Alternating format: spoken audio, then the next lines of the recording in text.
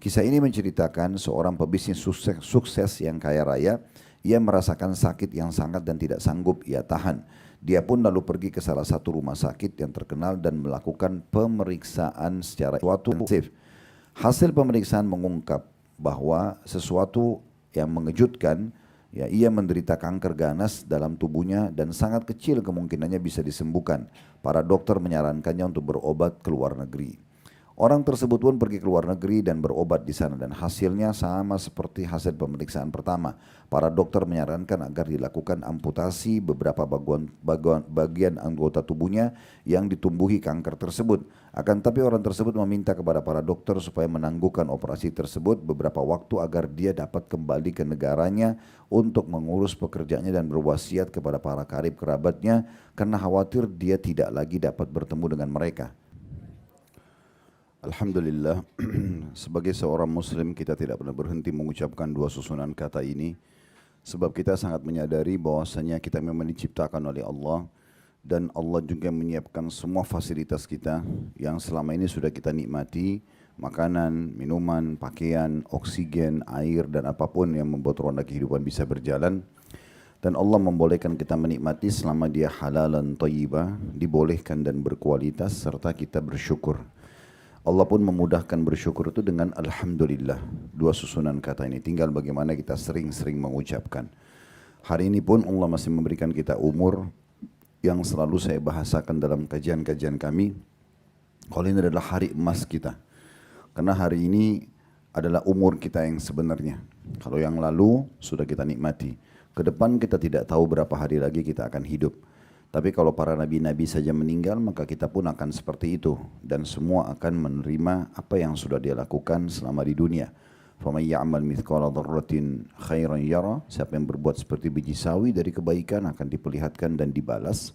وَمَنْ يَعْمَلْ مِثْقَالَ ذَرَّةٍ شَرًّا يَرَى. Siapa yang berbuat seperti biji sawi dari keburukan akan diperlihatkan dan akan dihukum. Kalau di masa lalu kita sudah ada amal-amal soleh yang kita kerjakan, tinggal kita lanjutkan estafetnya saja hari ini.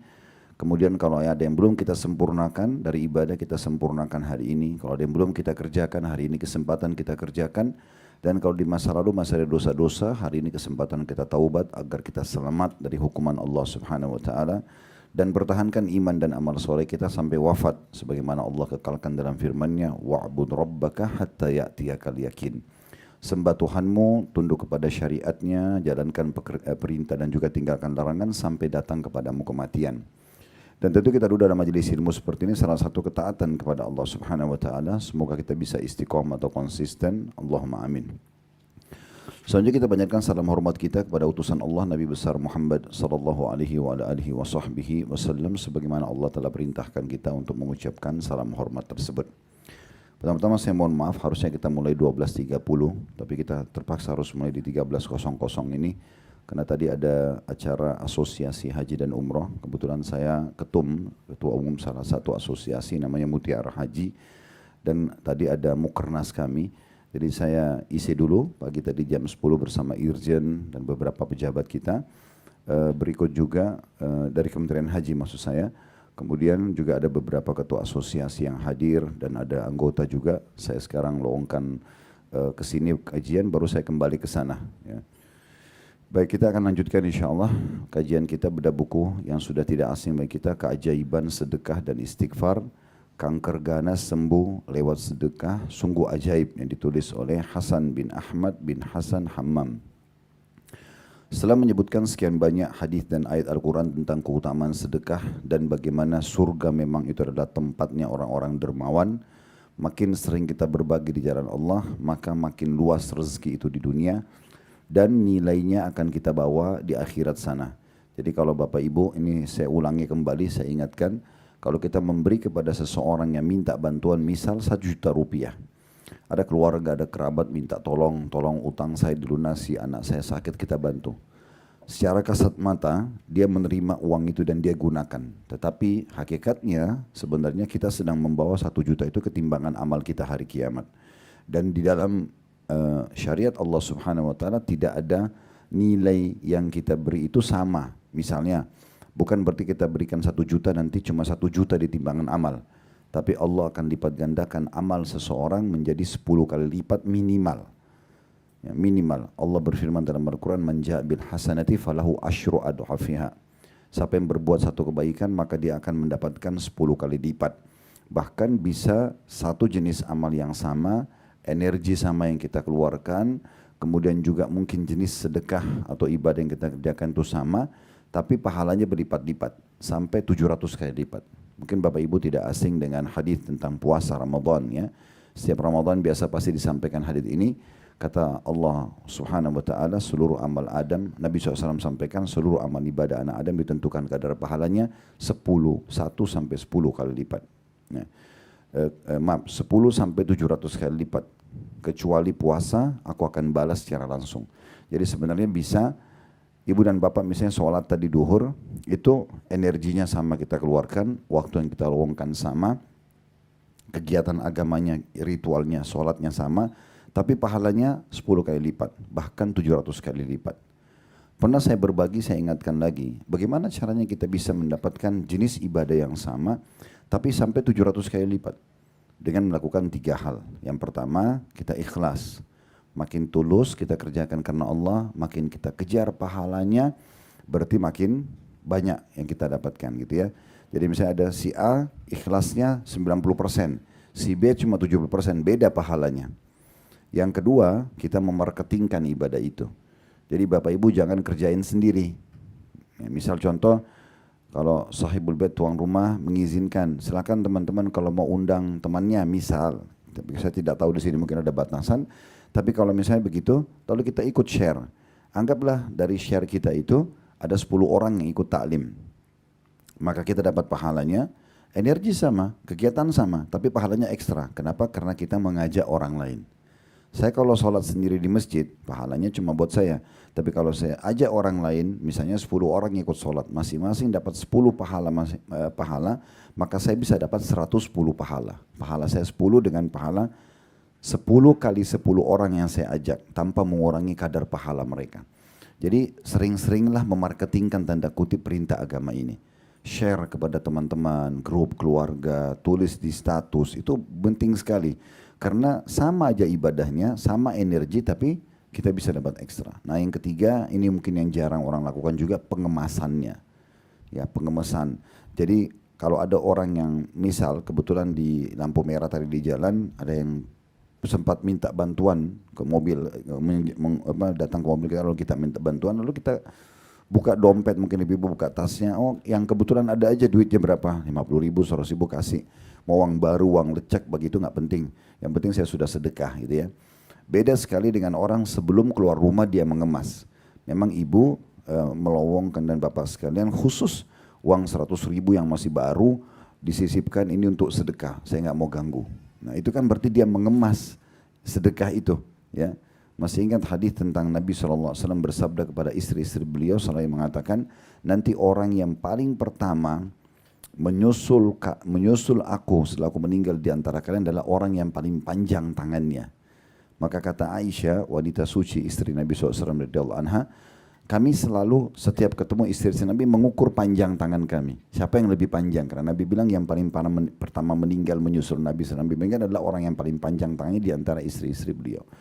Kata Aisyah, terus saja itu terjadi sampai kami menemukan Zainab binti Jahash. Ini istri Nabi yang meninggal pertama.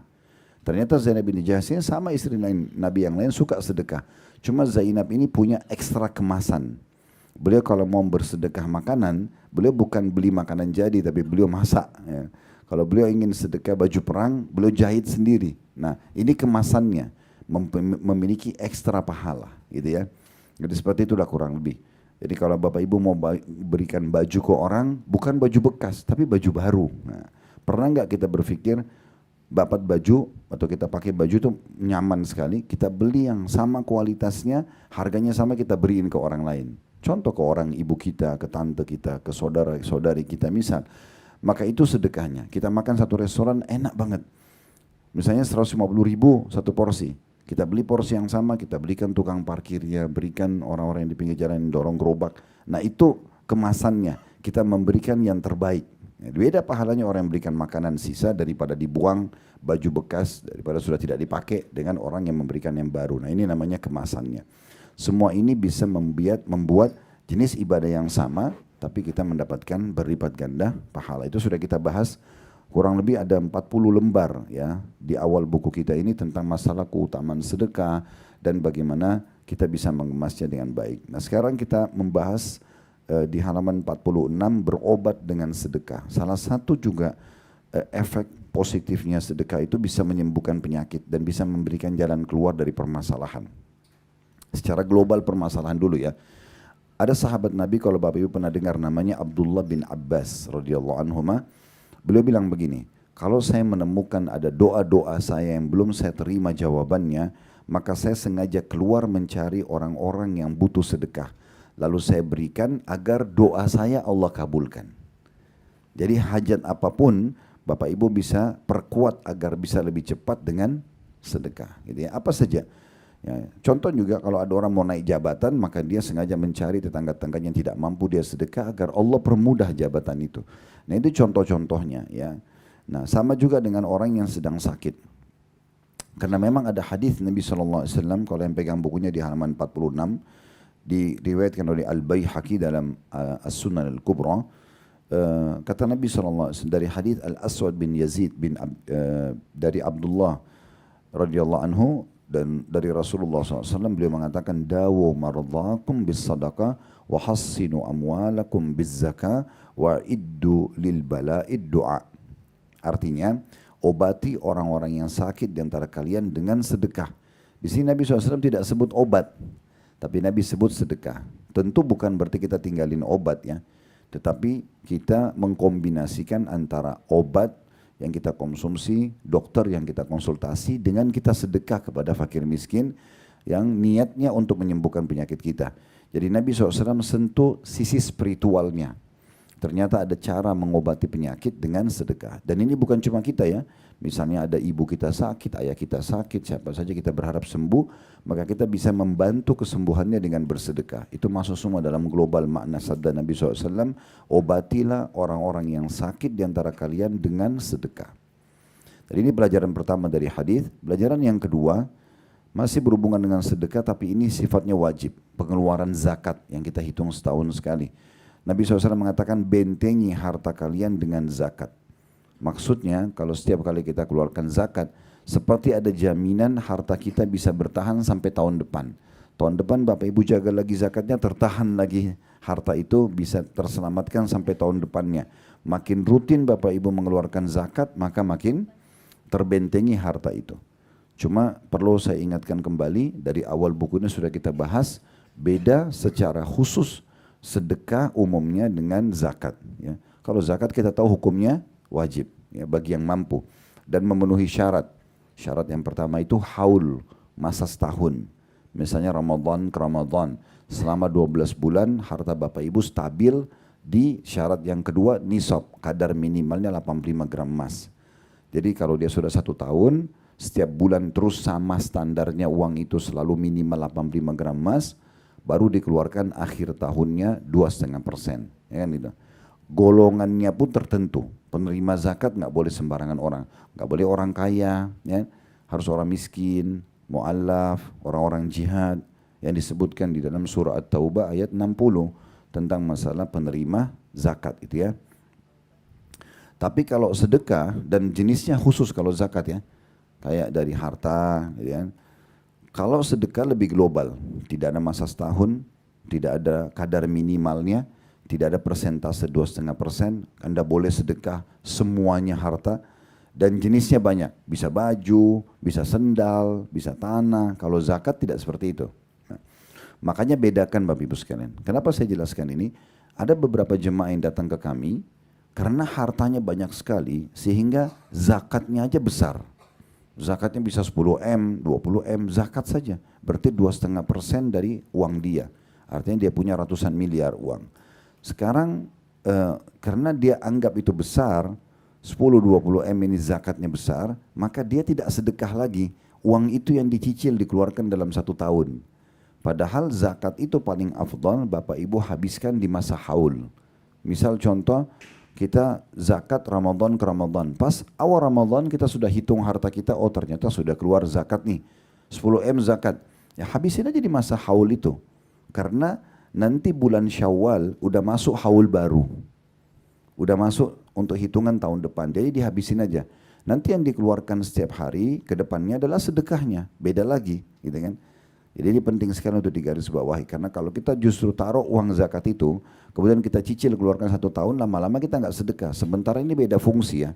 Zakat itu untuk membentengi harta tadi.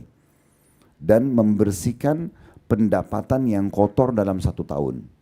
Ya, contoh, saya pernah kasih contoh kalau masih ingat di kelas kita ini, kayak kami punya restoran. Nggak mungkin setiap konsumen datang kami tanya misalnya, ya, uang Anda halal nggak? Kan nggak mungkin. Nah dari mana kita bisa membersihkan income kita? Misalnya ada orang kebetulan dari manipulasi, dari riba, dia habis mencuri, handphone dia jual, dia datang makan ke restoran, kan kita tidak tahu. Nah itu bisa dengan zakat. Jadi zakat itu fungsinya membentengi harta dan juga dia bisa membersihkan harta-harta income yang ini. Tapi ini kalau kita tidak tahu ya, harta yang haram yang ditahu tidak ada hubungannya sama zakat. Ya. Kalau sedekah sifatnya itu memperbanyak. Jadi kalau zakat mensucikan pendapatan, kalau ada bercampur dengan haram, kalau sedekah dia memperbanyak. Jadi kita harusnya mengejar 2 target ini. Pelajaran yang ketiga, dan juga kata Nabi SAW, siapkan doa untuk menghadapi musibah. Ini 3 wasiat dari Nabi ya. Wasiat yang ketiga ini, faedah ketiga dari hadis, maksudnya sering-seringlah berdoa di saat lagi sehat, lagi kaya, lagi bahagia, agar nanti kalau ujian datang, Allah permudah untuk menemukan jalan keluar. Ini sejalan dengan hadis Nabi SAW, kenalilah Tuhanmu di saat kamu sedang lapang, dia akan kenali kamu pada saat kamu sedang susah. Jadi kayak sekarang kita lagi sehat seperti hari ini, Masya Allah, mungkin semuanya berjalan dengan baik, kendaraan ada, kita sehat, pakaian ada, semuanya nyaman-nyaman saja. Maka di saat ini kalau kita berdoa, itu nanti bisa menjadi penolong dan pemudah urusan kalau kita ada musibah satu waktu, lalu kita berdoa. Makanya Nabi SAW mengatakan, dan siapkanlah doa-doa, maksudnya di saat lapang, untuk menghadapi musibah. Jadi nanti pada saat musibah lebih mudah untuk mendapatkan jalan keluar karena kita sudah selalu berhubungan dengan Allah di saat kita sehat. Nah ini landasan hadis tentang masalah berobat dengan sedekah, diambil dari potongan awal hadis, obatilah orang-orang sakit di antara kalian dengan sedekah. Kata penulis, hadis yang mulia ini adalah sebuah nas. Nas itu maksudnya referensi, teman-temannya, bahwasanya sedekah itu adalah sebab di antara sebab-sebab pengobatan dan penyembuhan dengan izin Allah Subhanahu wa taala. Di mana orang yang mengucapkan perkataan itu adalah seorang yang maksum. Maksum ini maksudnya terbebaskan dari kesalahan. Itu sifatnya Nabi Muhammad SAW. Makanya kalau Bapak Ibu pegang bukunya, setelahnya ada Sallallahu Alaihi Wasallam. Jadi penulis ingin mengatakan, ini yang mengucapkan ini bukan tokoh masyarakat biasa loh. Ya. Bukan tokoh politik, bukan tokoh ekonomi misalnya, tapi ini adalah seorang Nabi yang maksum. Maksum maksudnya selamat dari kesalahan, karena setiap kali ada sesuatu yang keliru, Allah langsung luruskan gitu ya. Yang tidak berbicara dari hawa nafsunya. Ibnu Qayyim rahimahullah, Ibnu Qayyim nama seorang ulama berkata, setiap dokter yang tidak mengobati pasiennya dengan memeriksa hati, kebaikan dan kekuatan ruhnya, dan menguatkan hal itu semuanya dengan sedekah, berbuat kebaikan dan kebajikan serta kembali kepada Allah dan hari akhirat, maka dia bukanlah seorang dokter yang hakiki, namun hanya seseorang yang baru belajar jadi dokter. Maksudnya Ibnu Qayyim ini seorang ulama bilang, kalau mau tahu dokter yang profesional, justru dokter itu bukan hanya sekedar mengobati apa penyakitnya. Misalnya dia sakit kepala, udah ditulis resep, ini obat kamu, silakan pulang. Tapi kalau mau tahu dokter yang sebenarnya, dia justru memang coba mencari tahu kira-kira apa pemicunya. Ada nggak permasalahan lain selain sebab-sebab bakteri? Misalnya beban pikiran, kurang tidur, hal-hal yang lain yang kira-kira mungkin itu bisa menjadi penguat, justru pemicu utama penyakit, dan penguat kalau diperbaiki bisa sembuh. Selanjutnya kata penulis, sedekah itu menghilangkan penyakit setelah terjangkiti dan akan mencegahnya sebelum terjangkiti. Jadi dari dua sisi semuanya baik. Sebelum kita sakit, kalau kita sering sedekah, nanti dia akan menjadi penyebab tameng untuk tidak sakit. Kalau sudah sakit, menjadi penyebab mudahnya sembuh. Dan para ulama fikih juga para dokter berkata, tidaklah pencegahan lebih mudah daripada pengobatan. Maka mencegah sesuatu sebelum terjadi sangat lebih mudah daripada menghilangkannya setelah terjadi. Pencegahan lebih berguna daripada pengobatan untuk menghilangkan penyakit. Atas dasar ini, maka obat yang mampu menghilangkan penyakit adalah obat yang dijadikan Allah mampu mencegah terjadinya penyakit. Dan sedekah itu mencegah penyakit sebagaimana juga menghilangkan penyakit dengan izin Allah. Ya. Jadi kita temukan kalau dokter itu kan obatnya dikasih setelah kita sakit ya. Nggak mungkin Bapak Ibu lagi sehat datang ke dokter lalu minta obat. Dokternya bilang kamu sakit apa? Ya, pokoknya kasih aja deh dok, obat apa aja. Kan enggak mungkin dikasih. Tapi sedekah itu beda. Lebih tinggi daripada hanya sekedar obat medis. Karena dia bisa, kalau kita keluarkan sebelum kita sakit, dia nanti bisa menyebabkan kita enggak sakit. Walaupun ada sebab-sebab secara duniawi bisa kena penyakit itu. Misal contoh. Dari titik acuan inilah, maka seharusnya manusia memberikan perhatian terhadap masalah yang penting, yaitu agar seorang mukmin tidak bermuamalah kepada Allah SWT dalam bentuk coba-coba. Apabila berhasil mendapatkan maksudnya, maka dia akan selalu melakukannya. Hal tersebut dan menetapinya. Namun bila tidak berhasil, maka dia lemah dan berhenti. Akan tetapi seorang mukmin harus bermuamalah itu interaksi dengan Tuhannya dengan keyakinan yang kuat, kepercayaan yang benar, tawakal atau menyerahkan yang sahih dan berbaik sangka kepada Allah. Allah SWT telah berfirman dalam hadis qudsi, Ana inda dhanni abdi bi. Aku bertindak sebagaimana sangkaan hambaku terhadapku. Maksudnya, jangan sampai Bapak Ibu dengar hadis seperti ini, kata penulis, terus tiba-tiba, saya mau coba deh. Sekarang saya mau coba sedekah, terapin hadis itu. Misalnya, apakah benar penyakit saya sembuh? Ternyata baru sedekah, misal sekali atau dua kali, lalu dia bilang, kok saya nggak sembuh-sembuh? Lalu kemudian ditinggalin sedekah tersebut. Mungkin bobot penyakit Anda belum selayaknya atau belum pantas dengan sedekah jumlah itu. Mungkin Anda bisa berikan lebih ya. Intinya makin banyak kita infakkan jalan Allah, makin besar pahalanya dan makin mempermudah urusan kita. Mungkin memang penyakit kita misalnya bisa sembuh dengan 20 juta rupiah kita sedekah kepada orang-orang yang susah. Tapi kita baru mengeluarkan 1 juta 2 juta, berarti bobotnya belum gitu ya. Kurang lebih seperti itu. Mirip kalau kita konsumsi obat yang biasa dengan kita cari yang berkualitas. Mana yang lebih cepat menyembuhkan, tentu kita sudah tahu yang berkualitas. Nah selanjutnya di sebelahnya ini langsung prakteknya.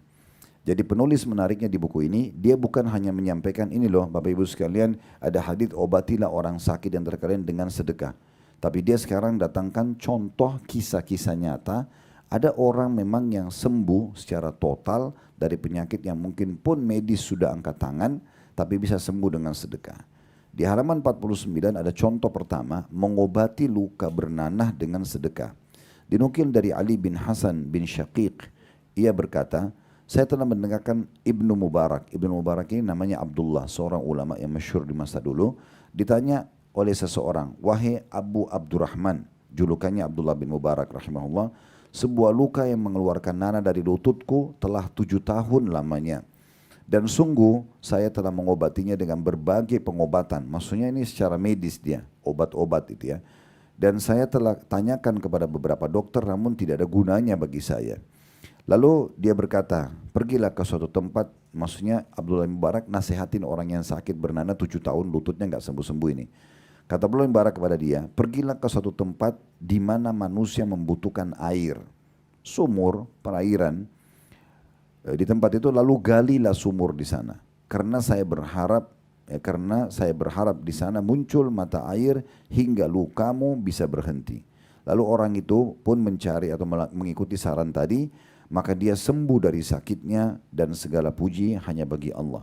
Maksudnya orang ini ikuti sarannya Abdullah bin Mubarak, dia cari mana lokasi yang butuh sumur, dia gali sumur. Ternyata setelah dia gali sumur dan air itu banyak manfaatnya dikonsumsi oleh masyarakat, maka menjadi penyebab dia sembuh dari penyakitnya. Al-Baihaqi, ulama lain juga berkata, dalam makna yang seperti ini juga terdapat cerita syekh kita, Al-Hakim, Abu Abdullah. Jadi Al-Baihaqi menceritakan tentang gurunya, rahimahullah, di mana wajahnya telah terluka. Pernah wajahnya kena luka dan dia telah berobat dengan berbagai macam pengobatan. Namun luka tersebut belum juga sembuh hingga kira-kira setahun lamanya. Lalu dia memohon kepada seorang ustadz yang bernama Imam Abu Uthman As-Sabarani agar mendoakan kesembuhan untuknya dalam majelisnya di hari Jumat. Lalu sang ustadz pun mendoakannya dan sebagian manusia mengaminkan doanya. Ketika Tiba hari Jumat berikutnya, seorang wanita dalam majelis dilemparkan selembar kertas kepadanya berisi perintah agar dia pulang ke rumahnya. Lalu dia bersungguh-sungguh dalam berdoa untuk Al-Hakim Abu Abdillah pada malam tersebut. Kemudian dia memimpi melihat Rasulullah SAW bersabda kepadanya, katakanlah kepada Abu Abdillah agar dia memberikan air kepada kaum muslimin. Lalu saya membawakan selembar kertas tersebut kepada Al-Hakim. Dan kemudian dia memerintahkan untuk membangun saluran air di depan rumahnya. Dan ketika mereka selesai membangunnya, maka dia memerintahkan untuk menumpahkan air ke dalamnya dan melemparkan es. Zaman dulu belum ada dispenser dan kulkas ya.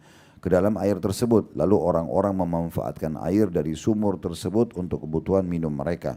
Dan tidak lewat dari seminggu, terlihatlah kesembuhan lukanya dan lenyaplah luka tersebut. Lalu kembalilah wajahnya seperti sedia kala dan dia hidup seperti kejadian setelah kejadian itu beberapa tahun. Jadi saya simpulkan kisah ini, ada seseorang yang menceritakan tentang gurunya, Ablayah kecil gurunya, mukanya itu luka, tapi nggak jelasin lukanya seperti apa, dan sudah berjalan belum sembuh-sembuh sekian tahun. Maka dia pun akhirnya minta agar didoakan oleh satu orang lagi temannya, seorang dai juga di dalam majelis dan didoakan. Nah ada seorang ibu di situ, rupanya dia mengikuti saran tadi orang yang mengisi bagian, dengan serius dia doakan. Tiba-tiba ibu itu mimpi, ya, karena dia yang paling serius berdoa, dia mimpi Rasulullah SAW suruh sampaikan kepada Al-Hakim, suruh dia buat pengairan air, nanti dia akan sembuh. Maka ibu pun ini pun melapor, lalu orang yang sedang sakit tadi itu mengikuti saran ibu itu sesuai dengan mimpi dia ketemu dengan Nabi SAW. Dibuatlah satu, kalau kita sekarang mungkin minum air, tapi dia gali sumur, terus sumur itu dibuat lagi saluran air, mungkin kayak kendi-kendi, ditaruh es, baru orang boleh minum siapa saja. Ya. Makanya salah satu program yang menarik adalah selain menggali sumur, juga kita bisa, dulu pernah kami jadikan program di yayasan kami ya, kami bekerja sama dengan beberapa masjid. Jadi misalnya di satu RT nih ada masjid, mungkin di situ masjid itu menjadi tempat berkumpulnya masyarakat. Mungkin pernah lihat ada beberapa masjid masyarakat ngambil air untuk kebutuhannya, karena mungkin di rumahnya kurang air gitu ya. Nah itu kita bisa kerjasama digali untuk buat air minum gratis yang kayak galon isi ulang gitu ya. Nah itu kan saya pernah tanyakan, tidak seberapa juga beli filternya itu ya. Saya nggak tahu sekarang berapa harganya, tapi ini kisah berapa tahun yang lalu, ada sekitar 50-60 juta, tapi sudah jadi dengan filternya, dengan segala macam, dan tinggal masyarakat membawa galonnya. Nah itu free, di-free-kan. Tapi yang paling baik di lokasi masjid, sehingga hari Jumat pun mereka bisa minum, dan itu banyak sekali manfaatnya. Ini salah satu contoh saja. Kemudian yang kedua, sedekah penyebab sembuhnya seorang ibu. Ini kisah yang lain lagi. Di halaman 51, saksi kisah tersebut bercerita, saya melihat salah seorang teman yang saya kenal. Saya memiliki hubungan yang baik dengannya. Satu hari saya bertanya tentang keadaannya, lalu orang-orang mengabarkan kepadaku bahwa dia dijebloskan ke dalam penjara. Namun saya tidak percaya berita yang telah saya dengar tersebut. Lalu saya pergi ke penjara untuk menziarahinya. Dan ketika saya duduk bersamanya, saya mengetahui sebab dijebloskannya dia ke dalam penjara, yaitu karena dia menanggung utang sebesar 100.000 real yang tidak mampu dia lunasi. Maksudnya ini kisah di zaman kita sekarang ya. Real ini maksudnya real Saudi gitu ya. Ini penulis hidup di Saudi kebetulan. Dia cerita tentang pengalaman dia pribadi, ada temannya dijeblosin di penjara, setelah dia datang lihat di penjara ternyata temannya ini bukan bersalah, tapi ada utang yang bukan dia sengaja, itu sekitar 100.000 real. Ya kalau kita sekarang 450 juta. Ya. Yang dia harus tanggung, kalau tidak dia di penjara. Maka dia hanya mampu mengumpulkan 50 real saja. Ya. Lalu saya pulang dan memohon kepada Allah agar memberikanku rezeki untuk membantunya melunasi utangnya tersebut. Saya pergi mengunjungi beberapa orang yang dermawan yang memiliki hubungan baik denganku. Lalu saya meminta bantuan kepada mereka untuk setelah menceritakan kisah laki-laki tersebut. Dan setiap dari mereka mengeluarkan sedekahnya menurut kemampuannya. Akan tetapi jumlah hutang tersebut masih kurang sekitar 30.000 real. Artinya dari 100.000 real baru terkumpul 70.000, masih kurang 30.000. Lalu saya pergi kepada salah seorang yang telah saya kenal dan bertanya tentang kondisinya. Dan dia mengabarkan kepadaku bahwa ibunya sedang sakit dan terbaring di rumah sakit. Maksudnya setelah terkumpul 70.000 real, dia sudah kehabisan nih, siapa lagi yang saya mau datangi. Tapi dia tiba-tiba ingat ada satu orang punya kemampuan juga dan ibunya kebetulan lagi sakit di rumah sakit.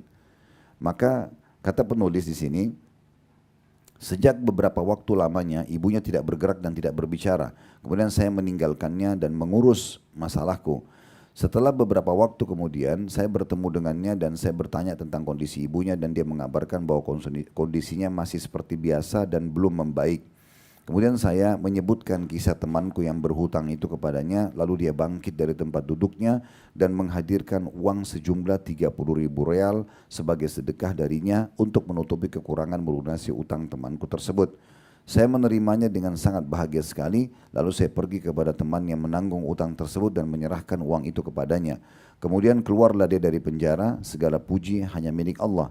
Selang beberapa waktu, saya menelpon temanku atau teman saya untuk bertanya tentang kondisi ibunya. Ternyata dia berkata kepadaku, segala puji hanya milik Allah, ibuku telah sembuh dan telah pulang dari rumah sakit. Dan sekarang ini dia sedang minum kopi bersamaku.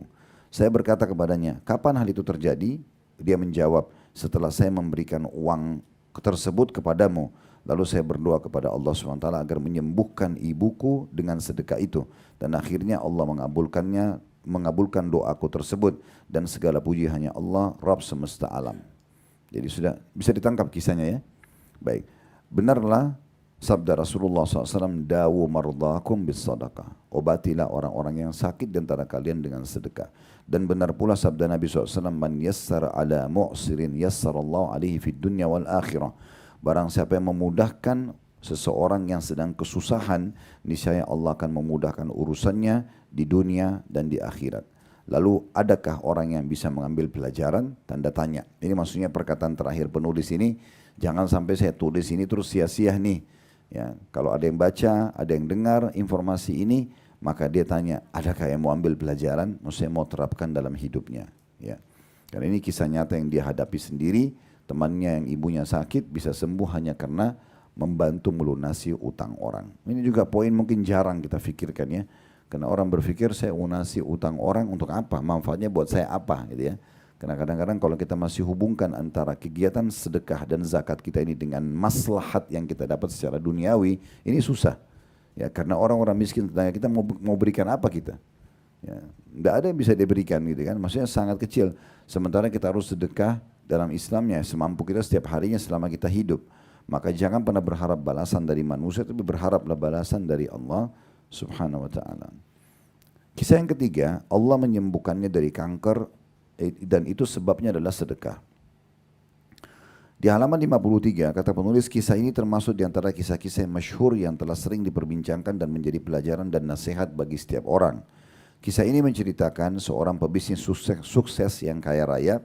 Ia merasakan sakit yang sangat dan tidak sanggup ia tahan. Dia pun lalu pergi ke salah satu rumah sakit yang terkenal dan melakukan pemeriksaan secara intensif. Hasil pemeriksaan mengungkap bahwa sesuatu yang mengejutkan, ya, ia menderita kanker ganas dalam tubuhnya dan sangat kecil kemungkinannya bisa disembuhkan. Para dokter menyarankannya untuk berobat ke luar negeri. Orang tersebut pun pergi ke luar negeri dan berobat di sana dan hasilnya sama seperti hasil pemeriksaan pertama. Para dokter menyarankan agar dilakukan amputasi beberapa bagian anggota tubuhnya yang ditumbuhi kanker tersebut. Akan tapi orang tersebut meminta kepada para dokter supaya menangguhkan operasi tersebut beberapa waktu agar dia dapat kembali ke negaranya untuk mengurus pekerjaannya dan berwasiat kepada para karib kerabatnya karena khawatir dia tidak lagi dapat bertemu dengan mereka. Karena kanker ini bisa berhasil, bisa tidak. Maka ia pun kembali ke negerinya, lalu mengurus segala keperluan bisnisnya, menulis surat wasiat dan berpamitan kepada karib kerabatnya tanpa memberitahukan hakikat dari kepergiannya. Pada satu hari ketika hendak kembali ke rumahnya, ia tertegun melihat seorang wanita tua yang sedang berdiri di samping tempat pemotongan hewan. Wanita tua itu terlihat sedang memungut potongan tulang belulang yang berjatuhan dari tempat tersebut. Laki-laki tersebut berhenti dari jalannya yang sedang sakit ini, lalu mendekati wanita tua itu dan bertanya tentang keadaannya dan untuk apa dia kumpulkan tulang belulang tersebut. Lalu dia menjawab, aku memiliki beberapa anak yang telah yatim dan miskin, kata ibu itu. Sedangkan kami tidak memiliki uang untuk membeli daging. Atau aku mengumpulkan tulang belulang ini supaya dapat dimasak untuk anak-anakku sebagai pengganti daging.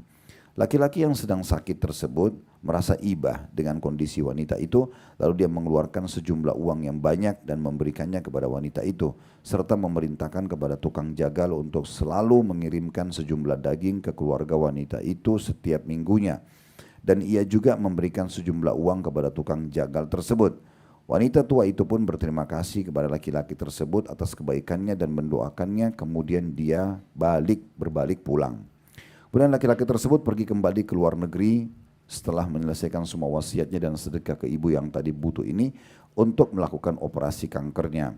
Sebelum operasi dilakukan, para dokter kembali memeriksanya secara intensif dan hasilnya sangat mengejutkan, sehingga rona wajah dokter itu berubah seraya marah. Sang dokter bertanya kepada laki-laki yang sedang sakit, apakah Anda telah pergi ke rumah sakit lain untuk berobat? Laki-laki tersebut menjawab, tidak, saya tidak pergi berobat ke rumah sakit lain. Dokter kembali berkata kepadanya, Anda telah berdusta kepada saya, maka jujurlah kepada saya, apakah Anda telah pergi atau tidak? Laki-laki yang sedang sakit tersebut kembali menjawab, saya bersumpah dengan nama Allah bahwa saya tidak pergi. Dan kenapa hal itu bisa dipertanyakan? Lalu dari sini dokter itu baru memberitahukan hasil pemeriksaan kepadanya. Pemeriksaan yang baru tersebut menunjukkan bahwa tidak ada sisa-sisa kanker dalam tubuh Anda. Dan sekarang Anda berada dalam kondisi sehat, totalitas. Padahal tadinya sudah ganas kankernya. Namun laki-laki tersebut tidak mempercayai keterangan yang telah dia dengar dari dokter. Tiba-tiba air matanya mengalir dari kedua matanya seraya bertanya kepada dokter, apakah benar yang Anda katakan? Dokter itu bersumpah dengan nama Allah akan hal tersebut, lalu memperlihatkan hasil dari pemeriksaan tersebut. Kemudian orang tadi memuji Allah SWT dan kembali ke negerinya dengan selamat dan sehat. Dia menceritakan kisah tersebut kepada keluarganya yang terkesima dengan apa yang telah mereka dengar. Dari sini laki-laki tersebut berucap, sungguh Allah telah menyembuhkan penyakitku karena doa wanita tua tersebut yang telah aku berikan sedekah untuk anak-anaknya yang yatim. Kemudian dia berjanji kepada dirinya untuk senantiasa untuk memelihara keluarga yang miskin tersebut hingga waktu yang dikehendaki oleh Allah Subhanahu wa taala.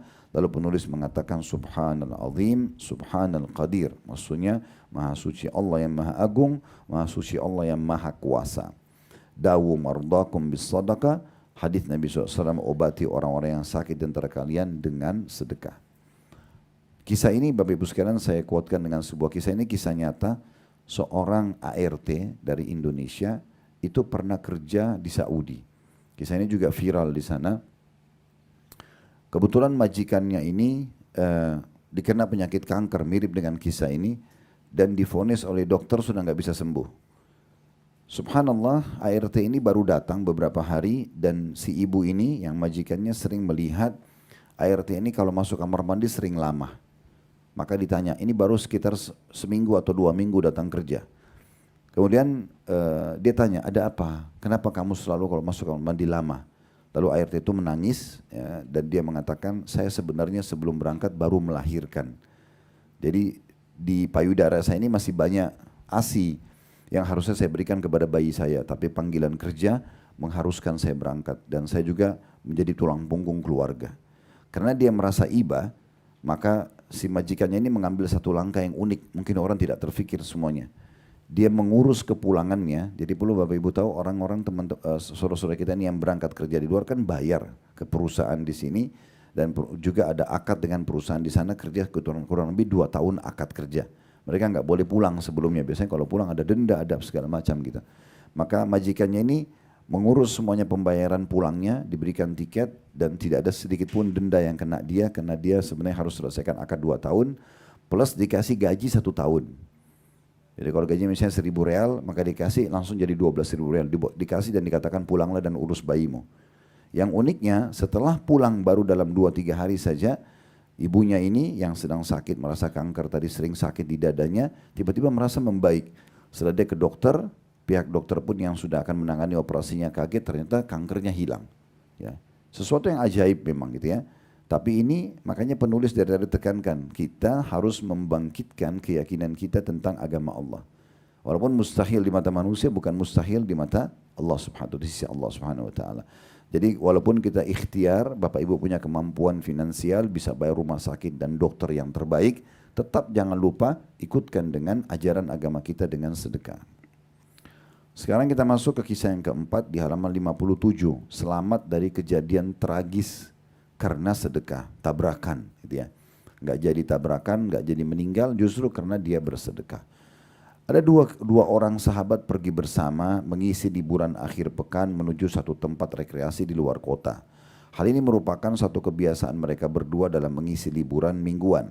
Akan tetapi untuk kesempatan kali ini tidak sama seperti sebelum-sebelumnya. Masing-masing dari kedua sahabat tersebut mengendarai mobilnya. Jadi berpisah mobil, biasanya mereka satu mobil. Kemudian mereka berangkat bersama-sama dengan perasaan bahagia dan senang setelah menunaikan pekerjaan seminggu lamanya. Mereka berdua berjalan bersama saling berdampingan di atas jalan yang sama dan dengan kecepatan yang sama pula. Tiba-tiba di pinggir jalan nampak seorang fakir yang telah tua, meminta kebaikan dari orang-orang yang lewat, dan masing-masing dari kedua sahabat itu menyaksikan laki-laki tua tersebut. Lalu salah seorang dari kedua sahabat itu berhenti di samping laki-laki tua tersebut, kemudian mengeluarkan beberapa uang untuk diberikan kepada orang tua itu. Kejadian tersebut tidaklah memakan waktu yang lama ketika sahabat yang satu tidak menggubris pengemis tua itu dan terus saja menggenjot atau menginjak gas mobilnya di jalan. Tak lama kemudian ia dapat menyusul sahabatnya yang telah mendahulunya. Jadi yang satu mampir kasih sedekah orang miskin di jalan, yang satu temannya tetap jalan. Nah setelah dia sedekah, dia injak gasnya untuk mengejar temannya supaya jalan bersama-sama. Tak lama kemudian ia dapat menyusul sahabatnya yang telah mendahulunya, akan tetapi tiba-tiba terjadi satu kejadian tragis. Mobil sahabatnya yang di depan itu terjatuh ke dalam sebuah lubang yang dalam di mana tidak ada sama sekali rambu lalu lintas yang menunjukkan keberadaan lubang tersebut. Kemudian sahabat itu segera turun dari mobilnya untuk memastikan kondisi sahabatnya yang jatuh di lubang. Akan tapi dia mendapatkannya telah meninggal dunia. Maka meneteslah air mata sahabat itu dengan kejadian yang tragis tersebut yang menimpa sahabat dekatnya. Lalu dia teringat bahwa mungkin saja dirinya juga berada dalam kondisi yang sama dengan sahabatnya yang meninggal tersebut dalam lubang, kalau bukan karena Allah memalingkan pandangannya untuk memperhatikan pengemis tua yang miskin tersebut agar berhenti di hadapannya beberapa detik saja dan memberikan sedekah kepadanya. Dan dia pun teringat sabda Nabi Muhammad SAW, "Sana'iul ma'rufi taqi masari as-su'. Inna sadaqata la tudfi'u ghadabar rabb wa tadfa'u an mitatis su." Perbuatan-perbuatan baik akan menjaga dari pintu-pintu kejelekan. Dan maksudnya setiap kali Bapak Ibu buat sholat, puasa, apalah kebaikan-kebaikan dalam syariat Allah, itu nanti bisa menjadi tameng dari pintu-pintu keburukan. Jadi seringkali kalau kita pas mau jatuh ke satu keburukan, itu kita jadi merasa beban, kayak nggak mau melakukannya. Itu semua karena ada kebaikan yang pernah kita lakukan. Lalu kemudian lanjutan hadisnya, dan sesungguhnya sedekah itu benar-benar akan memadamkan kemurkaan Rabb dari pelanggaran atau kekurangan yang kita lakukan dari syariat Allah. Allah bisa redam murkahnya karena kita bersedekah dan menjauhkan dari kematian buruk. Jadi sedekah di sini ada tambahan keutamanya, bisa menjauhkan kita dari su'ul khatimah. Makin sering sedekah, maka kita makin selamat dari su'ul khatimah. Selanjutnya kisah lagi, di sini diangkat para dokter berkata, harapan sudah tidak ada, tanda kutip. Sedangkan sedekah berkata, harapan kesembuhan masih ada. Jadi kalau di pandangan Allah Subhanahu wa taala tidak ada yang mustahil.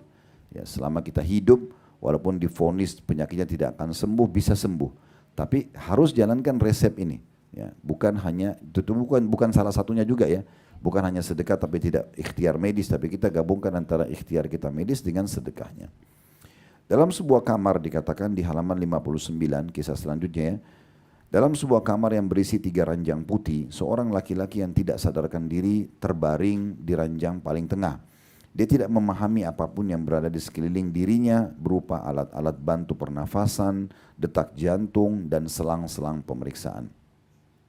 Setiap hari sejak lebih dari setahun lamanya dan tanpa pernah berhenti, ada seorang wanita dan seorang anak berumur 14 tahun bersama ibu itu, perempuan itu menjenguk laki-laki tersebut, di mana mereka berdua memandang laki-laki tersebut dengan penuh rasa kasih sayang dan cinta.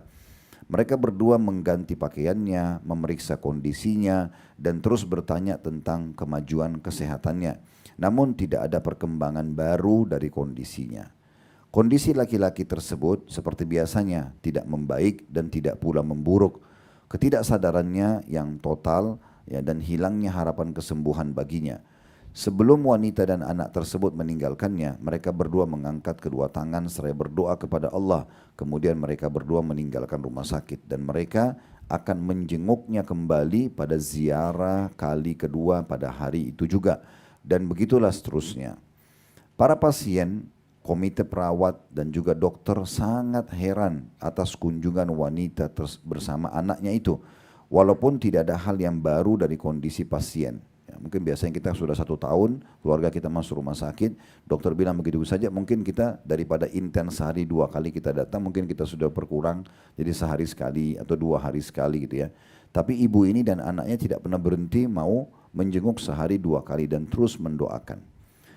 Apa hakikat ketetapan hati yang menakjubkan ini yang berulang-ulang berkunjung setiap hari 2 kali walaupun pasiennya tetap tidak menyadari segala yang terjadi di sekelilingnya dan berada dalam kondisi tidak sadarkan diri secara total. Mereka memberitahukan kepada wanita tersebut bahwa kunjungannya itu tidaklah ada gunanya sama sekali dan menyarankannya untuk berkunjung sekali saja dalam seminggu. Namun wanita itu tidak menjawab kecuali dengan kalimat hanya Allah saja sebagai penolong, hanya Allah saja sebagai penolong. Demikianlah pada satu hari sebelum tiba waktu berkunjungnya, wanita beserta dengan anak laki-laki itu, ya, laki-laki tersebut ya, bergerak di atas ranjangnya, bergerak dari satu sisi ke sisi yang lainnya. Kemudian dia membuka kedua matanya dan menjatuhkan alat oksigen. Maksudnya sebelum datang si wanita sama anak menjenguknya di satu hari, tiba-tiba pasiennya sembuh. Mencabut oksigennya sendiri, kemudian dia bergerak yang tadinya sudah setahun lebih tidak bergerak. Lalu duduk dengan tegak. Kemudian dia memanggil perawat yang datang dengan sangat heran dan meminta kepada perawat tersebut untuk menjauhkan alat-alat bantu kedokteran dari tubuhnya. Namun perawat itu menolak dan memanggil dokter yang ikut terheran-heran. Lalu dia melakukan pemeriksaan yang intensif, maksudnya si dokter kepada si pasien, yang akhirnya dokter tersebut mendapatkan kalau pasien tersebut telah sembuh dan sehat walafiat, serta meminta kepada perawat untuk menjauhkan alat-alat tersebut dan membersihkan bagian-bagian tubuh yang mana alat-alat itu ditancapkan padanya. Dan waktu berkunjung dimulai. Lalu wanita dan anak laki-laki tadi yang biasa tiap hari berkunjung itu datang. Dan tidaklah kedua matanya terpelanga melihat kondisi laki-laki tersebut hingga ya bercampurlah air mata dan senyum kebahagiaan dari mereka. Tangisan, doa, dan pujian serta sanjungan hanya untuk Allah yang telah menyempurnakan nikmat kesehatan atas suaminya tersebut. Ternyata laki-laki adalah suami perempuan itu dan ayah dari anaknya. Di saat itu dokter bertanya kepada wanita itu, apakah Anda berharap untuk mendapatkan suami Anda satu hari dalam kondisi seperti ini? Pernah Anda berpikir akan sembuh begini? Dia menjawab, ya demi Allah. Saya dahulu berharap ketika saya mengunjunginya setiap hari, satu hari saya akan mendapatkannya duduk sedang menunggu kami. Lalu dokter itu berkata kepadanya, sungguhnya ada sesuatu yang terjadi yang tidak ada peran sama sekali dari rumah sakit atau para dokter dalam hal ini. Atas nama Allah saya memohon kepadamu wahai ibu, beritahukan kepadaku kenapa Anda mengunjunginya setiap hari 2 kali dan apa yang telah Anda lakukan sehingga dia bisa sembuh. Lalu ibu itu mengatakan, karena Anda telah memintaku atas nama Allah, maka aku akan menjawabnya. Dahulu dia bilang, aku mengunjungi suami ini pada kunjungan pertama untuk mengetahui kondisinya dan berdoa untuknya. Kemudian saya pergi bersama anak saya kepada fakir miskin di suatu tempat. Lalu kami memberikan sedekah kepada mereka dengan maksud beribadah kepada Allah untuk kesembuhannya. Dan Allah tidaklah menyia-nyiakan harapan dan doa. Akhirnya di akhir kunjungan itu dia pulang bersama suaminya tercinta menuju ke rumah yang telah lama menunggu pemiliknya kembali. Dan agar senyum cahaya kebahagiaan dan kegembiraan kembali untuknya dan setiap keluarganya.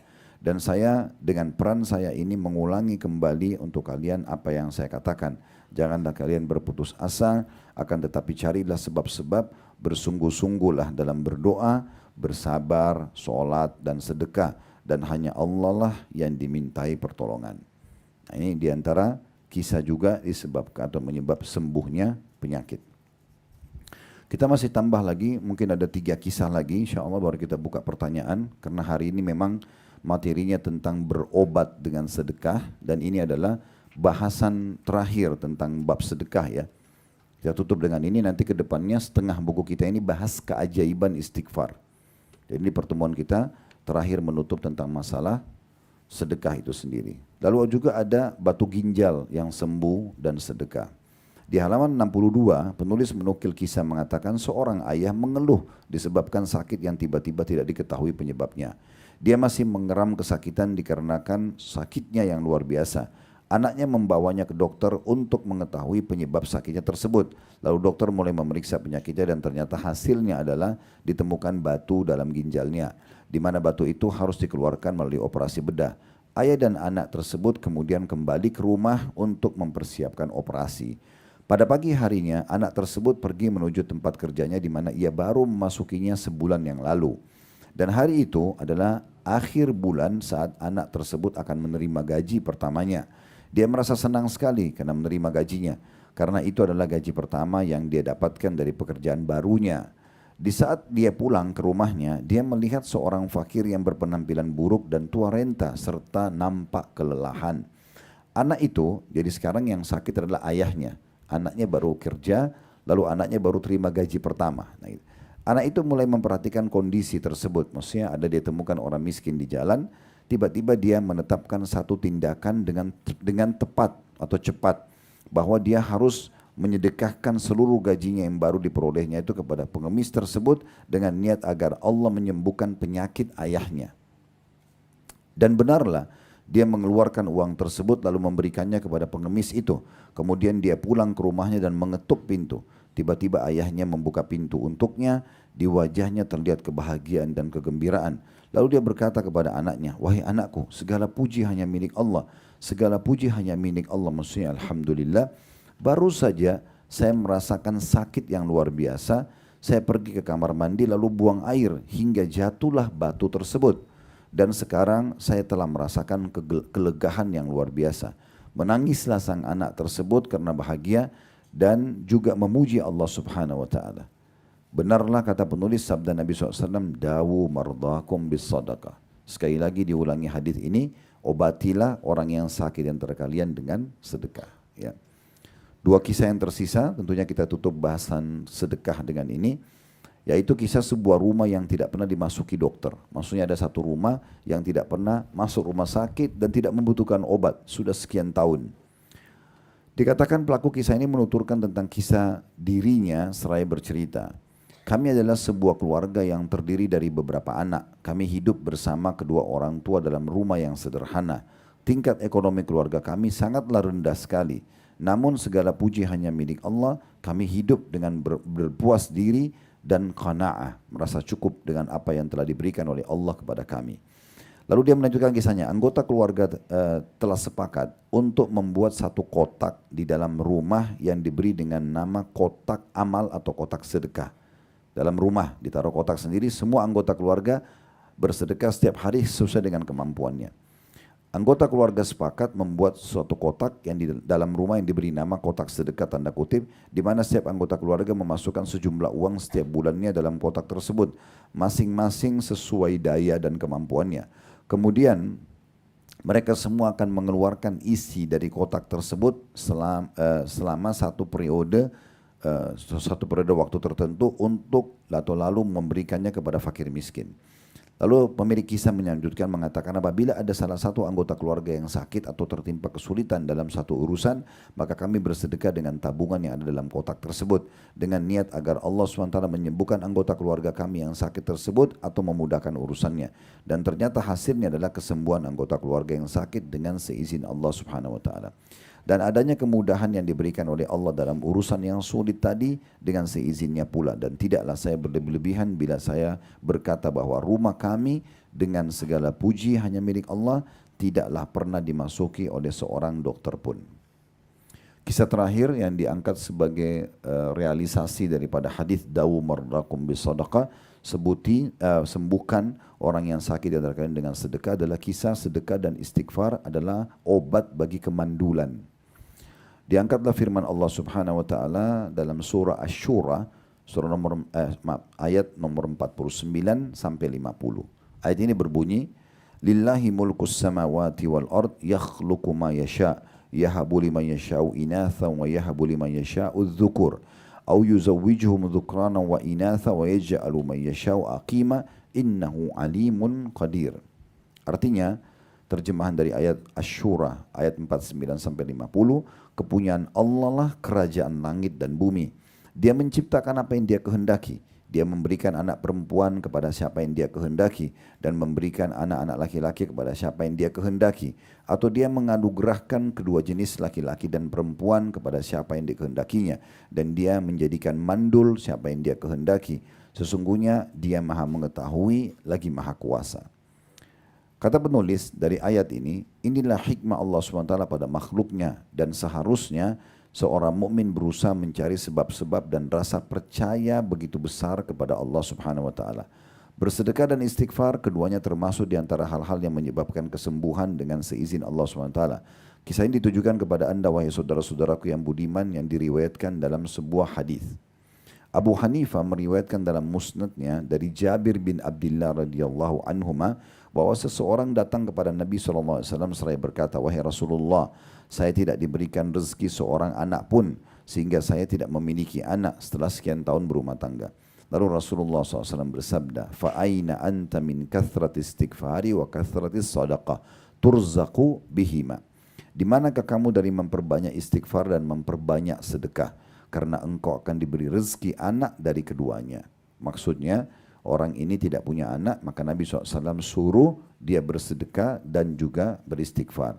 Dan laki-laki tersebut menjalankan wasiat Nabi SAW, akhirnya Allah Subhanahu wa taala mengaruniakan dia 9 orang anak. Ini kisah sahabat. Mungkin ada yang mengatakan, tapi saya sudah punya anak Ustaz. Sehingga seakan-akan tema ini bukan saya butuhkan. Bapak Ibu sekalian, ilmu itu tetap bermanfaat. Kalau Anda sudah punya anak, bukan berarti sedekah tidak manfaat bagi anak. Bisa saja sedekah yang kita keluarkan setelah Allah berikan kita anak karena tidak mandul subur, Masya Allah, sedekah itu justru menjaga anak itu. Jadi kalau Bapak Ibu mau menjaga anaknya, tidak cukup dengan pendidikan, lembaga pendidikan yang baik. Tidak cukup hanya sekedar pesan dari kita. Tapi coba rutin sedekah dengan niat agar sedekah ini menjadi penyebab anak saya dijaga. Dia lagi di luar negeri, dia lagi pergaulan di luar, kita tidak tahu dia bergaul dengan siapa, apa yang telah diajarkan untuk dicekoki oleh teman-teman dan lingkungannya. Sedekah yang kita keluarkan bisa menjadi penyebab itu. Sebagai penutup pesan dari saya, apapun ibadah yang kita lakukan sebagai orang tua, Bapak Ibu sekalian, itu ada efek kepada anak-anak. Makanya seorang tabi'in bernama Sa'id bin Musayyib rahimahullah, beliau pernah sholat lama banget, sujudnya pun lama gitu ya. Kebetulan di sebelahnya ada anaknya. Setelah selesai sholat, ada seorang muridnya datang dan berkata begini, kenapa Anda tadi lama sekali sholat? Dia tunjuk anaknya, dia katakan, saya sholat agar anak ini menjadi baik. Jadi apa yang kita lakukan justru bisa baik buat mereka. Karena kita sedekah demi untuk kebaikan dia. Ibu-ibu mau suaminya dijaga, bersedekah, niat sedekah itu sebagai penyebab suaminya terjaga. Sehingga kita tidak perlu menghabiskan banyak waktu dan energi untuk mengawasi atau untuk mencari tahu. Allah Subhanahu wa taala punya cara. Tapi sedekah ini bisa menjadi perantara itu. Bisa menjaga pasangan hidup kita, bisa menjaga anak-anak kita, bisa menjaga usaha-usaha kita, bisa menjaga jabatan dan segala macam hal. Jadi poinnya semua jenis ibadah itu akan punya efek yang baik. Nah, di antaranya sedekah, Bapak Ibu sekalian. Dan dengan ini alhamdulillah berarti kurang lebih setengah buku ini sudah selesai kita bahas sampai halaman 68. Kedepannya nanti kalau ada pertemuan lagi kita akan masuk setengah buku tersisa. Karena judul buku kita kan keajaiban sedekah dan istighfar. Nanti kita akan bahas istighfar panjang lebar, mirip kurang lebih metodenya. Keutamaan istighfarnya, terus kemudian kisah-kisahnya, implementasi dalam kehidupan itu seperti apa istighfar, nanti akan kita bahas insya Allah di pertemuan akan datang. Allahu a'lam. Ada benar dari Allah silakan diambil dan diamalkan. Kalau salah dari kami mohon dimaafkan dan kami istighfar kepada Allah Subhanahu wa taala. Subhanakallahumma bihamdika asyhadu an la ilaha illa anta astaghfiruka wa atubu ilaik. Wassalamualaikum warahmatullahi wabarakatuh.